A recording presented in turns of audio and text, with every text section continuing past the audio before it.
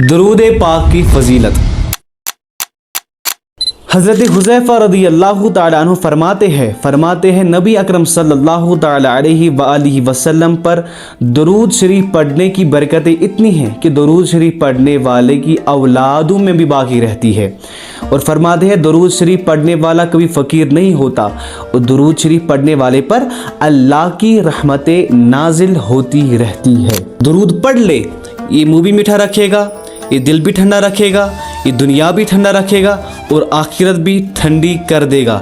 दरूद चराग भी है, दरूद कस्तूरी भी है, दरूद खुशबू भी है, महक भी है, शहद भी है, गुलाब भी है और पसीने की ठंडी भी है। और नबी अकरम सल्लल्लाहु तआला अलैहि वसल्लम फरमाते हैं तो मुझ पर एक बार दरूद पढ़, अल्लाह तेरे ऊपर 10 बार रहमत नाजिल कर देगा। और नबी अकरम सल्लल्लाहु तआला अलैहि वसल्लम फरमाते हैं तो मुझ पर 10 बार दरूद पढ़, अल्लाह तेरे ऊपर 100 मरतबा रहमत नाजिल कर देगा।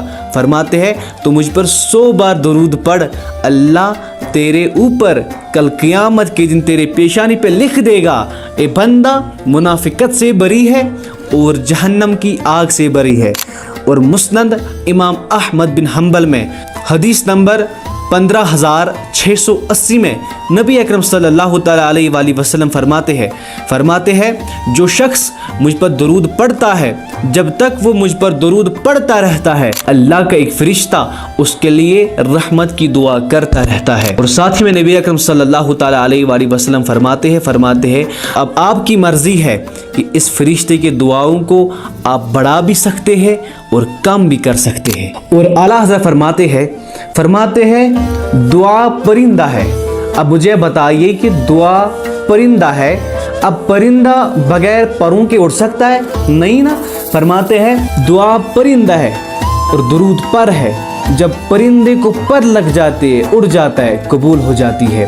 और अगर आपसे कोई पूछे कि आप दरूद पढ़ते हो तो मिलता क्या है, उसे ये जवाब देना है पढ़ते है गर दरूद तो मिलता सवाब है, पढ़ते है गर दरूद तो मिलता सवाब है, और भेजे अगर सलाम तो आता जवाब है।